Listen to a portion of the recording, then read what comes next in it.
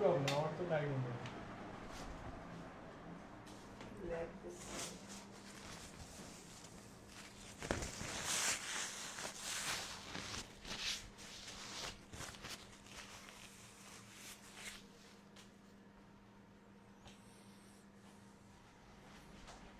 আসসালামু আলাইকুম। সাউন্ড ঠিক আছে কিনা বা কথা শোনা যাচ্ছে কিনা একটু জানাবেন সবাই। সবাই একটু জানাবেন সাউন্ড ঠিক আছে কিনা বা কথা শোনা যাচ্ছে কিনা বা কোনো প্রবলেম আছে কিনা একটু জানাবেন। একটু আগে সাউন্ডের প্রবলেমের কারণে এটা কেটে দিতে হয়েছে, এক্সট্রিমলি সরি। কেমন? একটু ভিডিওটা শেয়ার করে দিই আমি। ঠিক আছে, আপনার ফ্রেন্ডদের মেনশন করে দেন। বেস্ট একটা ক্লাস হতে যাচ্ছে, যা করাচ্ছে এখান থেকে দুইটা, এই অধ্যায় থেকে দুইটা সৃজনশীল পাবা তোমরা সবাই ইনশাল্লাহ। ঠিক আছে, একটু মনোযোগ দাও। সাউন্ড ঠিক আছে কিনা বা স্পষ্ট দেখা যাচ্ছে কিনা আমাকে একটু জানাবে সবাই। ঠিক আছে,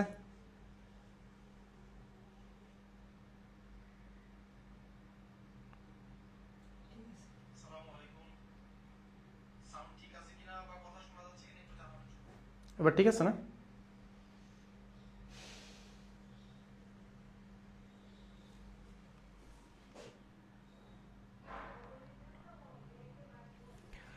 ঠিক আছে, আচ্ছা দেখো। তো দেখো, আমরা এই যে তিনটা জাবেদার কথা বলছি, এই যে প্রথম যে তিনটা জাবেদা, এই তিনটা জাবেদা হলো মৌলিক জাবেদা, মেইন জাবেদা। আর পরের যে দুইটা জাবেদা, এই দুইটা অনেক সময় এই দুইটার যে কোনো একটা আসে। তোমার মেশিনটা যদি তুমি লাভে বিক্রি করো, তখন জাবেদা হবে হচ্ছে নগদান হিসাব ডেবিট বা ব্যাংক হিসাব ডেবিট, পুঞ্জীবিত অবচয় হিসাব ক্রেডিট, মেশিন বিক্রয়জনিত লাভ হিসাব ক্রেডিট, লাভ সবসময় ক্রেডিট হয়, মুনাফা ক্রেডিট হয়। আর তোমার হচ্ছে মেশিন বা যন্ত্রপাতি হিসাব ক্রেডিট। আর যদি মেশিনটা ক্ষতিতে বিক্রয় করো, ধরো মনে করো মেশিনটা ক্ষতি হয়েছে বিক্রি করার সময়, তখন কি হবে? এখানে নগদ হিসাব ডেবিট করছে, এখানেও নগদ হিসাব ডেবিট, এখানে পুঞ্জীবিত অবশ্যই ডেবিট, এখানেও পুঞ্জীবিত অবচয় হিসাব ডেবিট। এইখানে মেশিন বিক্রয়জনিত লাভ ক্রেডিট, আর এখানে হচ্ছে মেশিন বিক্রয়জনিত ক্ষতি যদি হয় তাহলে ক্ষতি হবে হচ্ছে ডেবিট। মনে রাখবা, লাভ হয় ক্রেডিট আর ক্ষতি হয় ডেবিট, তাহলে এখানে কিন্তু তিনটা ডেবিট, অলরাইট। আর এখানে হচ্ছে দুইটা ডেবিট দুইটা ক্রেডিট, আর এখানে হচ্ছে তিনটা ডেবিট একটা ক্রেডিট। সেই ক্রেডিটটা কি? লাস্টে যখন মেশিন বিক্রি করে দেবো আমি, তখন মেশিন তো চলে যাবে, তখন মেশিন হিসাব ক্রেডিট। তো এই হচ্ছে তোমার জাবেদা বেসিক্যালি। আর জাবেদার করার আগে তোমাদের কিছু ছোট ছোট কয়েকটা কি বলে যে মানে ছোট ছোট অল্প কয়েকটা মানে কদাগের জন্য ইম্পর্টেন্ট জিনিস, সেগুলো একটু মাথায় রাখতে হবে। যে এক নাম্বার আছে মনে করো বার্ষিক অবচয় নির্ণয় করা। দেখো এইটা হচ্ছে বার্ষিক অবচয় কিভাবে নির্ণয় করে একটু খেয়াল করো। বার্ষিক অবচয়, বার্ষিক অবচয়ের সূত্র কি? মোট ক্রয় মূল্য মাইনাস ভগ্নাবশেষ মূল্য ডিভাইডেড আয়ুষ্কাল। এবার হচ্ছে অবচয় হার নির্ণয় করার সূত্র কি? 100% ডিভাইডেড আয়ুষ্কাল। ঠিক আছে, এক্সাম্পল এগুলোর দরকার নাই। 100% ডিভাইডেড আয়ুষ্কাল, এটা যদি সরল রৈখিক পদ্ধতিতে হয়। কি পদ্ধতি? সরল রৈখিক পদ্ধতি। আর ক্রমহ্রাসমান যদি হয়, কি হয়? ক্রমহ্রাসমান জের পদ্ধতি যদি হয়, তাহলে তুমি 100% ডিভাইডেড আয়ুষ্কাল মানে বছর ইন্টু 2। তার মানে একই সূত্র, এখানে লিখছো 100% ডিভাইডেড আয়ুষ্কাল, আর এখানে লিখছো 100% ডিভাইডেড আয়ুষ্কাল ইন্টু 2। যদি ক্রমহ্রাসমান জের পদ্ধতি হয় তাহলে 2 দিয়ে গুণ দিবা। আর যদি সরল রৈখিক পদ্ধতি হয়, কি হয়? সরল রৈখিক, স্ট্রেট লাইন। ঠিক আছে, সরল রৈখিক পদ্ধতি যদি হয় তখন তুমি এইটাকে ডেবিট করবো, অলরাইট। আচ্ছা, এরপর আসো পুস্তক মূল্য নির্ণয় করার সূত্র কি? পুস্তক মূল্য, পুস্তক মূল্য সূত্র কি? মোট ক্রয় মূল্য থেকে পুঞ্জীবিত অবচয় বিয়োগ দিবা। পুঞ্জীবিত অবচয় মানে কি? সকল অবচয়ের সমষ্টি। এবার হচ্ছে লাভ বা ক্ষতি নির্ণয় সূত্র কি? লাভ বা ক্ষতি সূত্র কি? বিক্রয় মূল্য মাইনাস পুস্তক মূল্য। ঠিক আছে, এই দুইটা কিন্তু মোস্ট ইম্পর্টেন্ট। ঠিক আছে, এই দুইটা মোস্ট ইম্পর্টেন্ট, মাথায় রেখো কিন্তু, কেমন? অলরাইট। এবার হচ্ছে অবচয়যোগ্য মূল্য। অবচয়যোগ্য মূল্য সূত্র কি? মোট ক্রয় মূল্য মাইনাস ভগ্নাবশেষ মূল্য। ঠিক আছে, মোট ক্রয় মূল্য মাইনাস ভগ্নাবশেষ মূল্য, অলরাইট। আচ্ছা, এরপর আসো আমরা একটা গুরুত্বপূর্ণ বোর্ড প্রশ্ন সমাধান করবো। এই প্রশ্নটাই এসেছে ঢাকা বোর্ড 2024 সালে। এই অধ্যায়তে কিন্তু দুইটা প্রশ্ন আসবে, বারবার বলতেছি। তো কদাগে কি বলছে? মেশিনের অবচয়যোগ্য মূল্য এবং বার্ষিক অবচয় নির্ণয় করো। ঠিক আছে, বলছে মেশিনের অবচয়যোগ্য মূল্য। তাহলে চলো আগে মেশিনের অবচয়যোগ্য মূল্য নির্ণয় করে ফেলি, এরপর আমরা আর্থিক বিবরণী করবো ইনশাল্লাহ।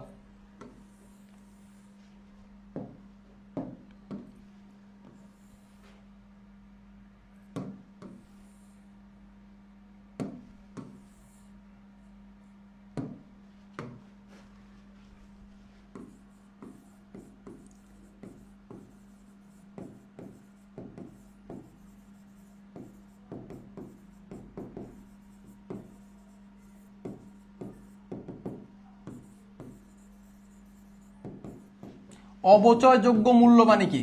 অবচয়যোগ্য মূল্য মানে হচ্ছে হলো যার উপর অবচয় ধার্য করা যায় এরকম, ঠিক আছে? তো দেখো অঙ্কের ভিতরে মেশিনটা ক্রয় করা হয়েছে কি আলফা কোম্পানি লিমিটেড 2020 সালের 1 জানুয়ারি 1,80,000 টাকা মূল্য দিয়ে একটি মেশিন ক্রয় করে। 1,80,000 টাকা দিয়ে একটা মেশিন ক্রয় করে। তাহলে মেশিনের ক্রয় মূল্য কত? মেশিনের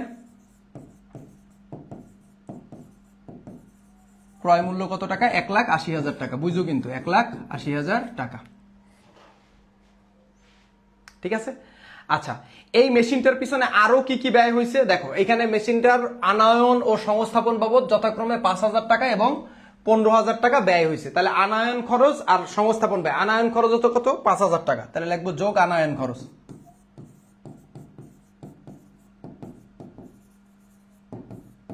আনায়ন খরচ কত? 5,000। যত খরচ হবে সব খরচগুলো এটার সঙ্গে আমরা যোগ দিব। এরপর কি আছে? সংস্থাপন। এই মেশিনটা সংস্থাপন করতে ব্যয় হয়েছে কত টাকা? 15,000 টাকা।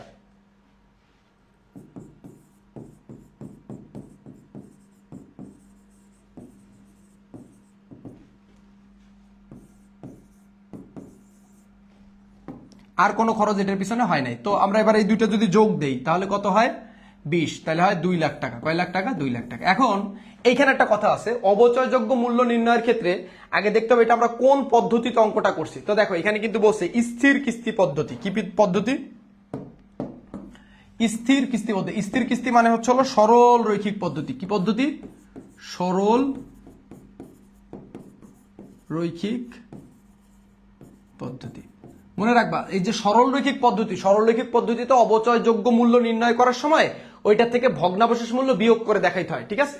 তো দেখো এখানে ভগ্নাবশেষ মূল্য কত টাকা আছে, এই যে দেখো এখানে আছে ভগ্নাবশেষ মূল্য কত টাকা? 20,000 টাকা। এই ভগ্নাবশেষ মূল্যের কিন্তু আরো কিছু নাম থাকতে পারে, যেমন এটাকে অবশিষ্ট মূল্য, উদ্ধৃত্ত মূল্য কিন্তু বলে। তাহলে ভগ্নাবশেষ মূল্য কত টাকা? 20,000 টাকা। তাহলে এটা আমরা এবার লাস্টে বিয়োগ দিয়ে দিব, বাদ। আর যদি কোমর আসমান জের পদ্ধতি হইতো তাহলে কিন্তু এই 2 লাখ টাকা এটাই উত্তর, ঠিক আছে? তাহলে মাইনাস ভগ্নাবশেষ মূল্য। ভগ্নাবশেষ মূল্য মানে তো বুঝো বছরে একদম মানে ওইটা ব্যবহার শেষে যে দামটা থেকে যায় কত টাকা? 20,000 টাকা। এটা আমরা বিয়োগ দিয়ে দেব। তাহলে এটা আমরা বিয়োগ দিলে কত টাকা পাই? এটা বিয়োগ দিলে পাই হচ্ছে হলো 1,80,000। এই যে আমাদের এটার উত্তরও কত? 1,80,000 টাকা, ঠিক আছে? তাহলে এটা হলো মেশিনের অবচয়যোগ্য মূল্য এবং বার্ষিক অবচয়, ঠিক আছে? আচ্ছা, অবচয়যোগ্য মূল্য হচ্ছে 1,80,000 টাকা। এখানে বলছে বার্ষিক অবচয় নির্ণয় করতে বলছে। কি নির্ণয় করতে বলছে? বার্ষিক অবচয়। তো চলো আমরা বার্ষিক অবচয়টাও নির্ণয় করি। এখন এখানে অবচয় হার তো দেওয়া নাই। ও, অবচয় হার দিয়ে দিছে। স্থির কিস্তি পদ্ধতিতে 20% অবচয় হার দিয়ে দিছে। তাহলে আমরা ওই 1,80,000 টাকার উপরে তাহলে আমরা লিখি, প্রশ্নে কি বলছে? বার্ষিক অবচয়।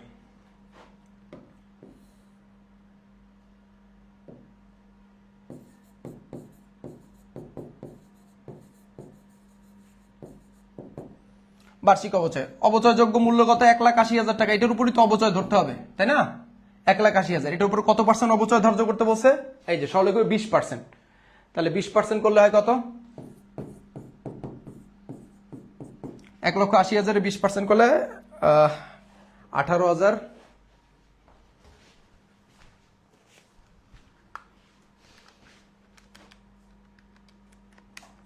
36,000 টাকা। তাহলে এখানে কিন্তু দুইটা জিনিস নির্ণয় করতে বলছে, রাইট? আচ্ছা, খেয়াল করো, এটা হলো কদাক গেল। খদায় কি বলছে? কোম্পানির প্রথম 3 বছরের, ওরে বাপরে বাপ, প্রথম কয় বছরের? 3 বছরের। বুঝো কিন্তু প্রথম 3 বছরের কি করতে বলছে? অবচয় সংক্রান্ত জাবেদা প্রস্তুত করো। এই যে জাবেদা দিতে বলছে। কি দিতে বলছে? জাবেদা। তো চলো জাবেদার ছক টেনে ফেলি।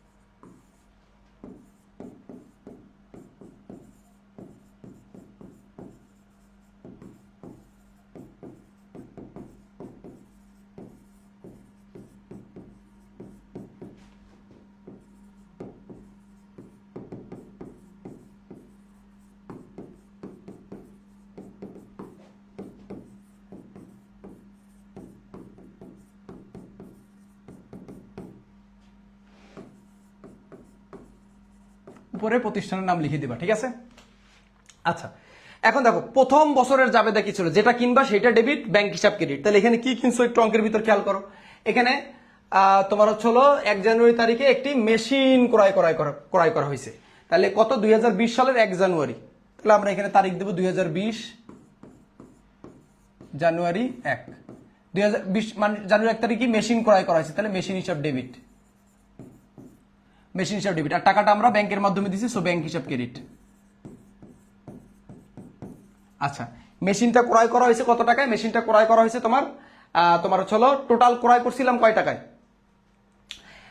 1,80,000 টাকা দিয়ে হলো মেশিনটার দাম ছিল, আর ওর পিছনে 5,000 আর 15,000 টাকা এক্সট্রা খরচ করতে হয়েছে। তাহলে 5 আর 15 কত?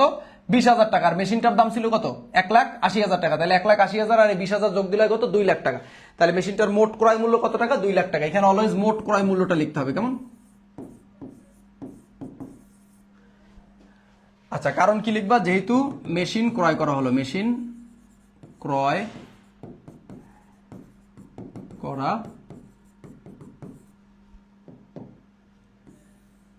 এটা হলো মেশিন ক্রয়ের জাবেদা দিলা, ঠিক আছে? এটা হলো 1 নাম্বার। 2 নাম্বার জাবেদা কি? এটা অবশ্যই ডিসেম্বর 31 তারিখে দিতে হবে, সেটা হলো অবচয়ের জাবেদা।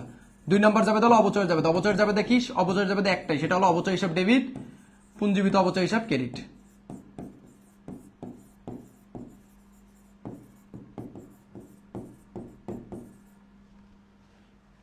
আচ্ছা, অবচয় কত টাকা? এটা তো অলরেডি আমরা নির্ণয় করছি। এই যে বার্ষিক অবচয় কত টাকা? 36,000 টাকা। তাহলে আমরা এখানে লিখবো কত টাকা? 36,000 টাকা। আর তোমরা মনে রাখবা সরলরৈখিক পদ্ধতিতে প্রতি বছর অবচয় একই হয়। এরপরে যে এমসিকিউ গুলো করাবো, ওই এমসিকিউ গুলো করলে এই অধ্যায় পুরো একটা ধারণা তোমরা পেয়ে যাবে, ঠিক আছে? তাহলে অবচয় ধার্য করা হলো, এখানে কারণ লিখে দিবা, যেহেতু অবচয় ধার্য করা হলো, আমি আর লিখলাম না, ঠিক আছে? এটা হলো, আচ্ছা গেল। এবার অবচয়ের জাবেদা দিলেই অবচয় হিসাব বন্ধের জাবেদা দিতে হবে। এই ডিসেম্বর 31, এখানেও ডিসেম্বর 31, এখানেও ডিসেম্বর 31। অবচয় জাবেদা দিলে সেটা আমাদের বন্ধ করে দিতে হয়, কারণ মুনাফা জাতীয় যে ব্যয়গুলো একটা হিসাবকাল শেষে এটা বন্ধ করে দিতে হয়। তাহলে আয় বিবরণী হিসাব ডেবিট, একটু আগে বেসিক ক্লাসে বুঝাইছি কিন্তু, আয় বিবরণী হিসাব ডেবিট। আর এই অবচয় যেটা ডেবিট ছিল এটাই ক্রেডিট হয়ে যাবে। অবচয়,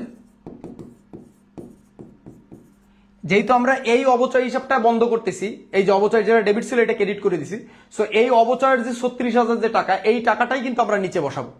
তাহলে এখানে লিখবো কত টাকা? 36,000। এটা হলো আমাদের মৌলিক জাবেদা, প্রথম 3টা আমরা দিয়ে দিলাম। 1 নাম্বার জাবেদা কি দিছি? 1 নাম্বার জাবেদা দিছি হচ্ছে আমরা 1 নাম্বার জাবেদা দিছি হচ্ছিল কি? আমরা মেশিন স্থায়ী সম্পত্তি ক্রয়ের জাবেদা। 2 নাম্বার অবচয়ের জাবেদা। 3 নাম্বার হচ্ছিল অবচয় হিসাব বন্ধের জাবেদা। এই গেল প্রথম বছরে। কিন্তু এখানে পেঁচ লাগাইছি কি? এখানে বলছে হচ্ছিল 3 বছরের জাবেদা দিতে। কয় বছরের? 3 বছরের জাবেদা দিতে বলছে, 3 বছরের। তাই তো কেবল দিলাম 1 বছরের। তাহলে এখনো কয় বছর দিতে হবে? 2 বছর। কারণ অঙ্কটা হলো কত সালের? 2020 সালের। তার মানে 3 বছর দিতে বলছে। তাহলে 20 সাল, 21 সাল, 22 সাল, এই 3 সালের জাবেদা দিতে হবে। খেয়াল করো। এবার হচ্ছিল আমরা 2022 সালের জাবেদা দিব। 2022। এখন 2022 সালে তো আর আমরা মেশিন ক্রয় করি নাই। 2022 সালে এই সেম মেশিনটাই আমরা ব্যবহার করব। তো 2022 সালে কিন্তু আমরা অবচয়ের জাবেদা দিব। শুধু কিসের জাবেদা দিব? অবচয়ের জাবেদা দিব। তাহলে অবচয়ের জাবেদা তো একটাই, সেটা হচ্ছে অবচয় হিসাব ডেবিট আর পুঞ্জীবিত অবচয় হিসাব ক্রেডিট।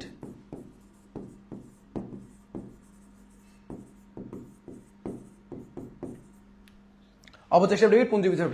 এখন সরলরৈখিক পদ্ধতিতে প্রত্যেক বছর অবচয় সেম থাকে। সরলরৈখিক প্রথম বছর যেহেতু অবচয় 36,000 হয়েছে, এই 10 বছর যদি এই মেশিনে আয়ুষ্কাল হয়, তাহলে প্রত্যেক বছরে সেই 36,000 টাকা করেই হবে। আর ক্রমহ্রাসমান যে পদ্ধতি হলো ক্রমান্বয়ে কমতে থাকে। কিন্তু যেহেতু এটা সরলরৈখিক, সরল মানে কি? সেম, সমান থাকবে, প্রত্যেক বছর সোজা থাকবে। আগের বছরও যা ছিল এই বছরও তাই। 2020 সালেও অবচয় ছিল 36,000 টাকা।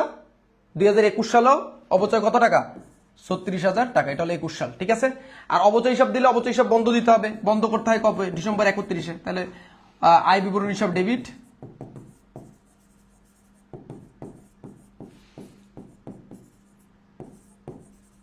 অবচয় হিসাব,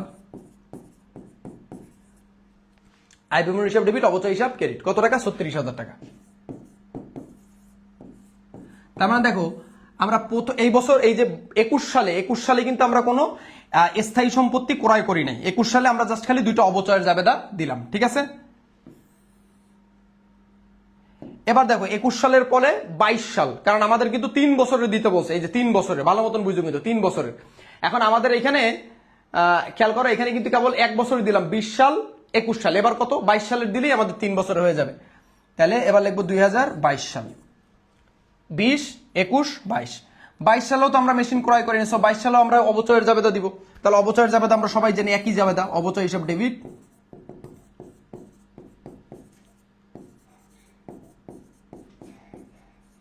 পুঞ্জীভূত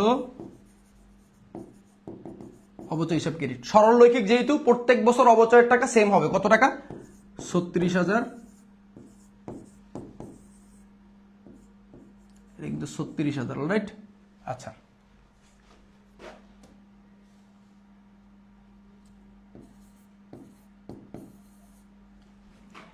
আচ্ছা, এটা তো আমরা দিলাম কি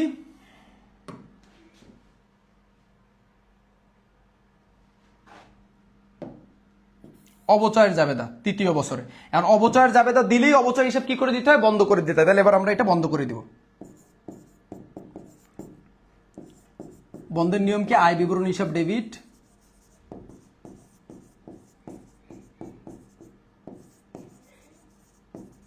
অবচয় হিসাব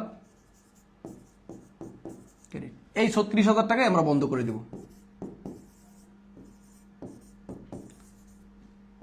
কারণ কি লিখবা, যে আয় বিবরণীতে অবচয় হিসাব স্থানান্তরের মাধ্যমে বন্ধ করা হলো। ঠিক আছে, অলরাইট, ঠিক আছে। তো এইটা হচ্ছে আমাদের কি, এটা হলো আমাদের জাবেদা, অলরাইট। এবার হচ্ছে আমরা কি দিব একটু খেয়াল করি। এবার গদাকে কি বলছে, মেশিন হিসাব। মনে রাখবে অ্যাকাউন্টিং কোন হিসাব মানে হলো খতিয়ান, তার মানে মেশিন হিসাবের খতিয়ান করতে বসে। আর অবচয় হিসাবের খতিয়ান কি করতে বসে, প্রস্তুত করতে বসে। তার মানে এখানে দুইটা হিসাবের খতিয়ান করতে বসে, একটা হলো মেশিন হিসাব আর একটা হলো তোমার অবচয় হিসাব। তো চলো মেশিন হিসাব অবচয় হিসাবের খতিয়ান, এবং এটা বলিয়ে দিছে, মেনশন করে দিছে প্রথম 3 বছরের জন্য। তাহলে তো প্রথম 3 বছরেরটা আমরা নির্ণয় করবো, কেমন? আচ্ছা আসো, এখন দুইটা হিসাব করতে বসে, তো দুইটা হিসাবের ছক আমরা টানি। তুমি এটা টি ছকে করলে হবে, চলমানদের ছকে করলে হবে, তোমার যেটা খুশি।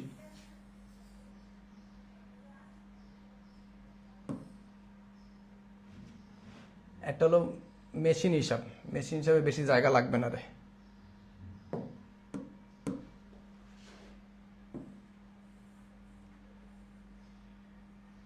মেশিন হিসাব, আর একটা হলো অবচয় হিসাব, না?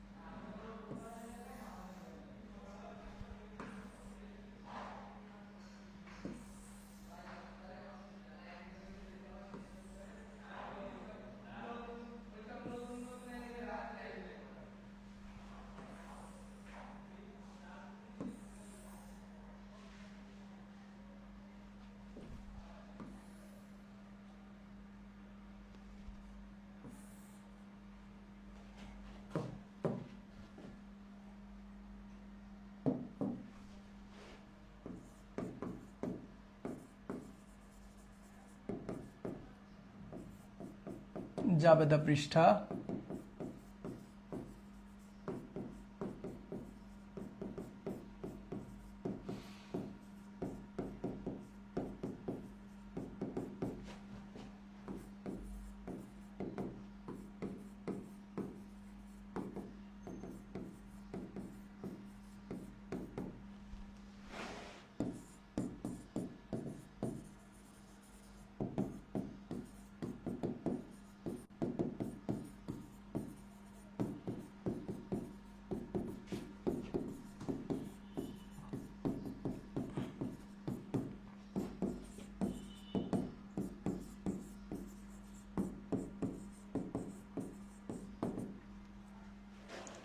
আচ্ছা দুইটা হিসাব করতে বসে, একটা হলো মেশিন হিসাব আর একটা হলো অবচয় হিসাব। তো চলো আমরা একটু লিখে ফেলি নামগুলা, ঠিক আছে?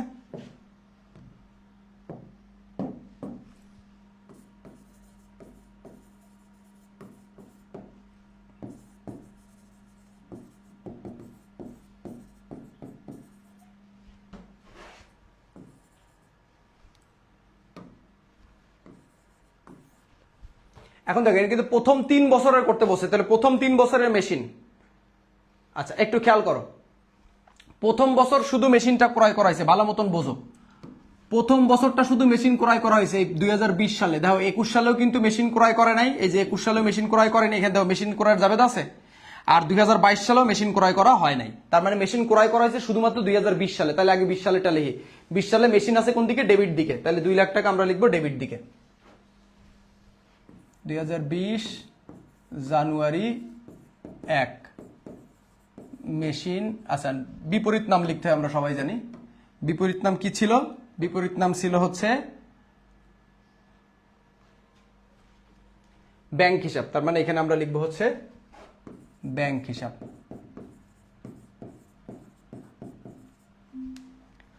যদি খেয়াল করি এটা কোন দিকে, এই টাকাটা কোন দিকে রয়েছে,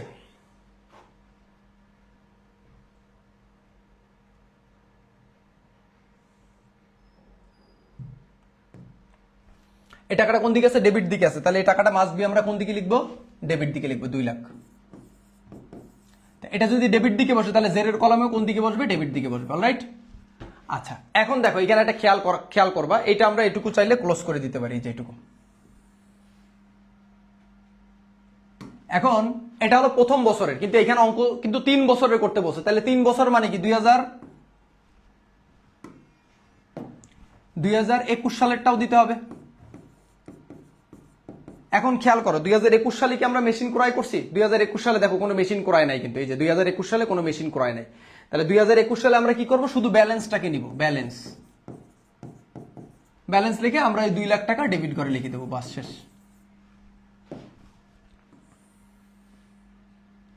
এবার দেখো 2003 সালে খেয়াল করো, 2022 সালে খেয়াল করো, তৃতীয় বছরে কিন্তু কোনো মেশিন ক্রয় নাই, কারণ আমরা এখানে কি করব, তাহলে শুধু ব্যালেন্সটা স্থানান্তর করব। ঠিক আছে, তাহলে এটা হচ্ছে জানুয়ারি 1 2022 ব্যালেন্স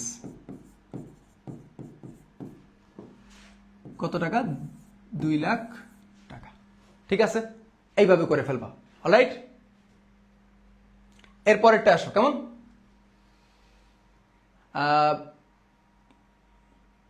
তাহমিনা হোসেন মালিহা স্যার, লাভ লসের ম্যাথ করেন। হ্যাঁ, লাভ লসের ম্যাথ আমি আলাদা রেকর্ডেড ক্লাস দিয়ে দেবো তোমাদের, কেমন? যেহেতু এই অধ্যায়ে বেশি অঙ্ক আসবে, তোমরা অনেকেই করবা, এই অধ্যায় সব থেকে ঝামেলার অঙ্কগুলো আমি রেকর্ড করে দিয়ে দেবো এই কোর্সে, এই মানে এই ম্যারাথন ক্লাসে। সব তো আর করানো পসিবল হচ্ছে না, কেমন? তবে এরকম একটা অঙ্ক অবশ্যই পাবা পরীক্ষা হলে, কেমন? আচ্ছা আসো, এবার অবচয় হিসাব মনে রাখবো, অবচয় হিসাবের জেরো অলওয়েজ জিরো হয়। ঠিক আছে, তো এখন দেখো জিরোতে আমরা কি করব, অবচয় হিসাব। তো এখন অঙ্কের ভিতর দিকে অবচয় হিসাব কোথায় কোথায় আছে, এই একটা আছে অবচয় হিসাব, আর এই আছে অবচয় হিসাব। তাহলে 2020 সালে 2টা অবচয় হিসাব আছে, তাহলে এই 2টা অবচয় হিসাব নিয়ে আমরা আগে কাজ করব। ঠিক আছে, আসো।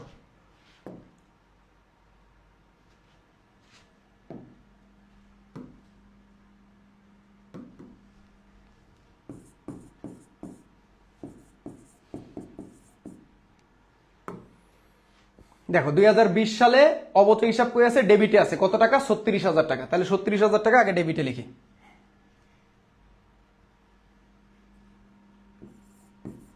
এটা যদি ডেবিটে বসে, এটা জেরের কলমেও ডেবিটেই বসবে 36,000।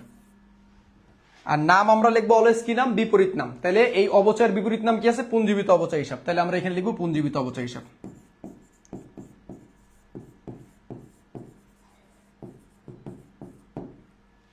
ঠিক আছে, এরপরে দেখো এর অলওয়েজ এর উত্তর জিরো আসবে। এরপরে অবচয় হিসাব আছে, দেখো এই 2020 সালে কিন্তু আরেকটা অবচয় হিসাব আছে, এই 36,000 আছে ক্রেডিটে। তাহলে এখানে আমরা লিখবো 36,000 ক্রেডিটে।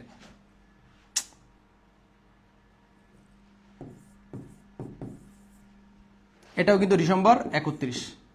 এর বিপরীত নাম কি, এর বিপরীত নাম হচ্ছে আয় বিবরণী হিসাব।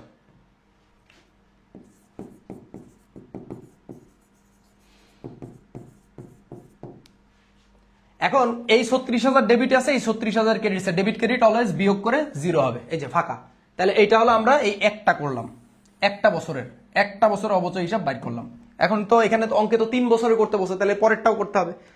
তাহলে পরে কি, পরে যদি দেখি 2022 সালেও দেখো 2টা অবচয় হিসাব আছে, একটা কি আছে, একটা আছে এই অবচয় হিসাব, আর একটা আছে এই আছে অবচয় হিসাব। তাহলে এই 2টা আমরা বন্ধ করব। ঠিক আছে, 2021 সালে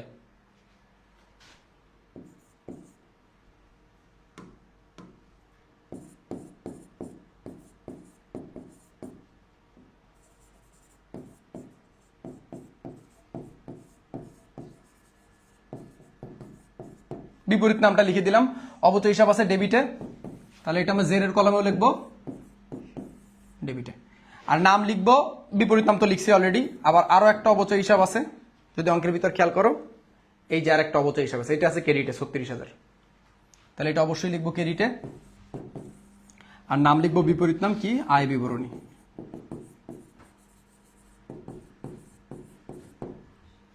ডেবিট ক্রেডিট বিয়োগ করে ফাঁকা বসবে।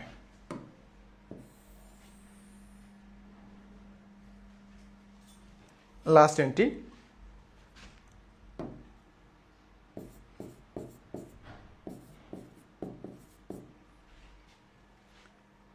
এখানে অবচয় হিসাব কোথায় আছে, এই যে এই একটা অবচয় হিসাব আছে আর এই একটা অবচয় হিসাব আছে, এই দুটো আমরা এখানে নিয়ে নেব সেম ভাবে, ঠিক আছে।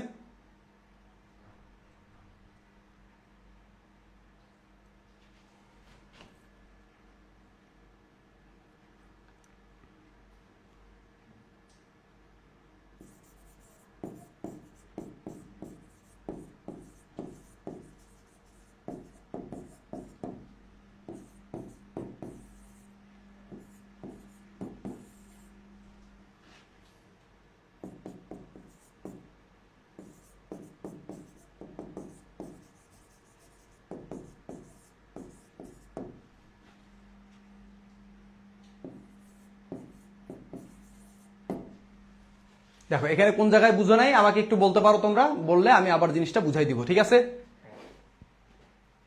আচ্ছা ঠিক আছে, চলো আমরা হচ্ছে এবার একটু এমসিকিউতে চলে যাই। এমসিকিউতে কি কি আছে আমরা একটু দেখি। দেখো, কোন স্থায়ী সম্পত্তির উপরে অবচয় ধার্য হয় না, কোন স্থায়ী সম্পত্তির উপর অবচয় ধার্য হয় না, ঠিক আছে। খেয়াল করো, আমরা জানি ভূমি ব্যতীত সকল স্থায়ী সম্পত্তির উপর অবচয় ধার্য করা যায়। ভূমি ব্যতীত সকল স্থায়ী সম্পত্তির উপর কি ধার্য করা যায়, অবচয় ধার্য করা যায়। অলরাইট, কেন ভূমির উপর, কারণ এর নির্দিষ্ট কোনো কি নাই, আয়ুষ্কাল নাই, ঠিক আছে। আয়ুষ্কাল, একটা জমি কতদিন থাকবে এর কোনো নির্দিষ্ট আয়ুষ্কাল আছে? তা যে একটা জিনিসের যদি আয়ুষ্কালই না থাকে, যে একটা দিন কতদিন টিকবে, একটা জমি টেকার কোনো কিছু থাকে, একটা জমি তো এটা কি বলে, এটা গড গিফটেড বিষয়, এটা আজীবন থাকবে। তো এই জন্য এই জমি এইটা হচ্ছে হলো, এটার উপরে কোনো অবচয় ধার্য কি হয় না। অলরাইট, আচ্ছা এরপরের কোশ্চেনে আসো, সঠিক উত্তর ক। পরের কোশ্চেন, ডেপ্রিসিয়েশন কি, ডেপ্রিসিয়েশন শব্দের উৎপত্তি হয়েছে কোন জায়গা দিয়ে, ঠিক আছে। ডিপ্রিটিয়াম, ঠিক আছে, ডিপ্রিটিয়াম, ঠিক আছে। এখানে একটু এগুলোর মিনিংটা একটু বুঝো। ডি, এই যে ডি মানে হচ্ছে হলো হ্রাস পাওয়া, ঠিক আছে, হ্রাস পাওয়া। আর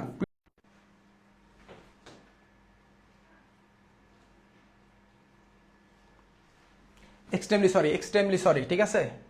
ফোনের একটু কানেকশন চলে গিয়েছিল, সরি। আমি এটা আবার বুঝাই দিচ্ছি, দাঁড়াও আবার বুঝাই দিচ্ছি, টেনশন নিও না, এটা আবার বুঝাই দিচ্ছে, আসো আবার বুঝাই দিচ্ছি, আমি লিখে ফেলছিলাম।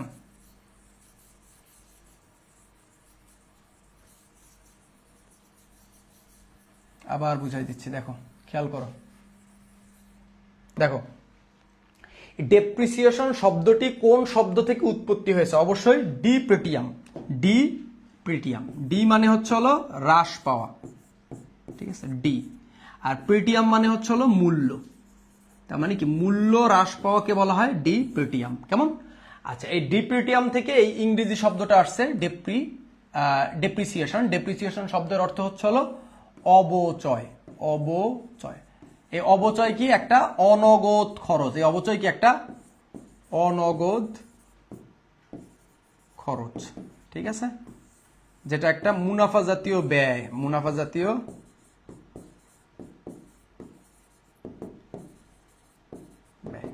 ঠিক আছে। আর এই ডেপ্রিটিয়াম এটা একটা ল্যাটিন শব্দ।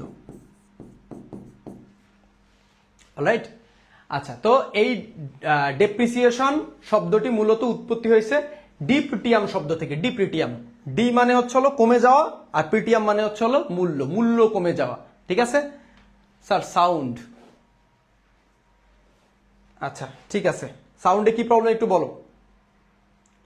এবার দেখো, অবচয় কোন জাতীয় খরচ, ঠিক আছে। অবচয় কোন জাতীয় খরচ? অবচয় একটা অনগদ খরচ, আমি একটু আগে লিখে দিচ্ছি, অবচয় একটা অনগদ খরচ, খ সঠিক উত্তর। এরপরে দেখো, একটি যন্ত্রের ক্রয় মূল্য 3,20,000 টাকা, কোমর আসমান জের পদ্ধতিতে 25% হারে অবচয় ধার্য করা হলে 2 বছর শেষে সম্পত্তির বই মূল্য কত হবে? দেখো এই বই মূল্য মানে কি? বই মূল্য মানে বই মূল্য মানে হলো পুস্তক মূল্য।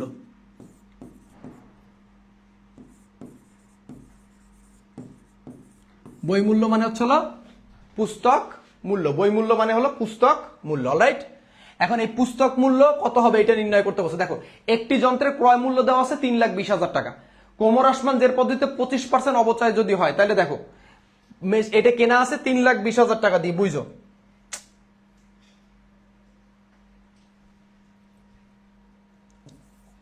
$3,20,000 টাকা দিয়ে, এটা 3 লাখ।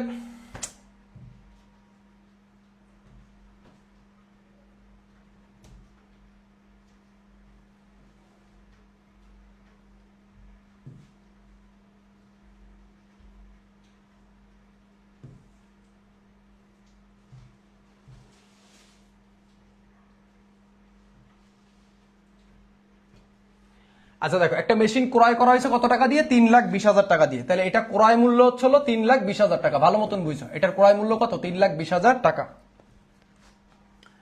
এরপর দেখো কোমর আসমান জের পদ্ধতিতে 25% যদি অবচয় হার হয়, তাহলে 2 বছর শেষে সম্পত্তির বই মূল্য কত? তাহলে দেখো আমরা আগে পুঞ্জীবিত মানে বই মূল্যের সূত্রটা আগে একটু লিখি, ঠিক আছে? বই মূল্য,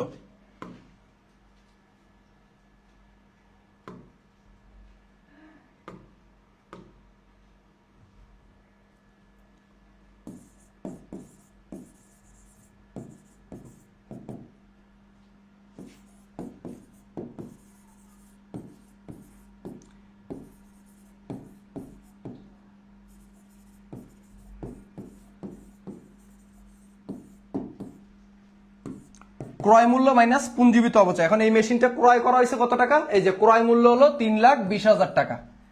তাহলে আমরা ক্রয় মূল্য লিখি কত? 3,20,000 টাকা লিখলাম, মাইনাস এবার লাগবে হচ্ছে পুঞ্জীবিত অবচয়।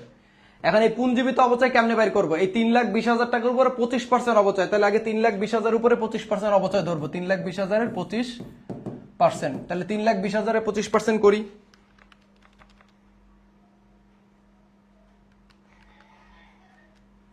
$80,000 হয়। তাহলে এই হলো প্রথম বছরের অবচয়, 80,000 হলো প্রথম বছরের অবচয়, বুঝছো? এবার দ্বিতীয় বছরে এই 3,20,000 থেকে আগে তোমার বিয়োগ করতে হবে 80,000, যেহেতু কোমর আসমান জের পদ্ধতি। তাহলে 3,20,000 বিয়োগ 80,000 করলে হচ্ছিল 2,40,000।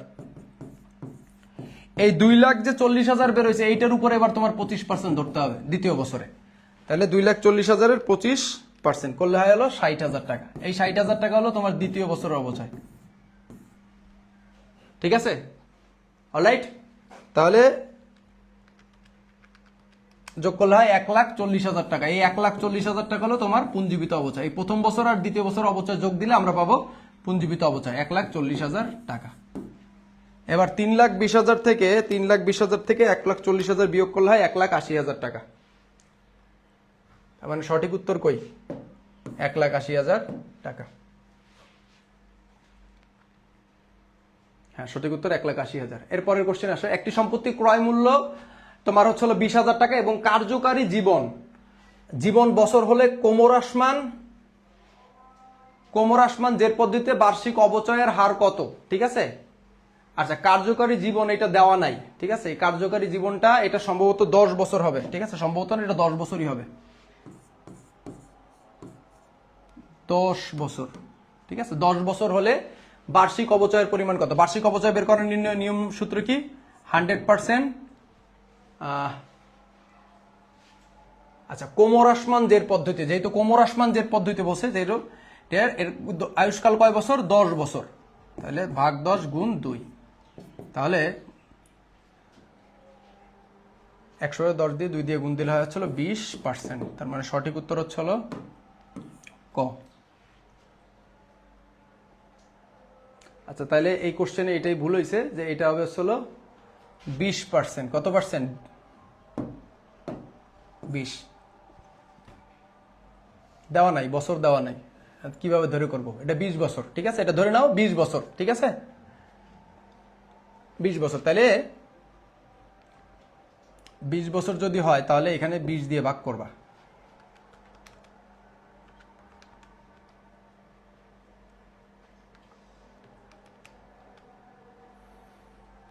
বিশ বছরও না, কত দূরে করা যায় এটা রে? আচ্ছা, এটা প্রিন্টিং এ প্রবলেম আছে এই কোশ্চেনটাই, বুঝছো?